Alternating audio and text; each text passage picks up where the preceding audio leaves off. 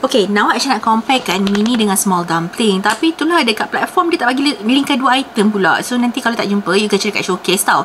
So this is mini and this is small. Beza dia dalam 1.5 inci macam tu. Ni dari tepi lah. Ni size mini, ni size small.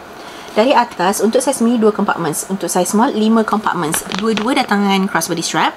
Top handle. Lepas tu belah bawah dua-dua ada 4 protective studs. Okay, kalau katakan nak pakai sekali dengan kerja, better beli small. Sebab small ni lagi banyak orang boleh masuk. Botol air 500ml pun boleh.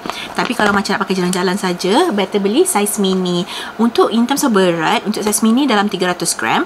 Untuk size small berat dia dalam 500 gram. So, Aisyah tak sure Bel akan linkkan yang mana satu dekat bawah ni.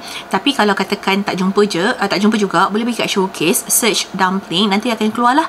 Harga pun nanti boleh tengok kat showcase. And yang paling penting, jangan lupa claim semua voucher yang ada. Untuk cara pembelian, boleh kat showcase. If you guys have any further question, boleh juga komen down below. Dan jangan lupa tekan button follow.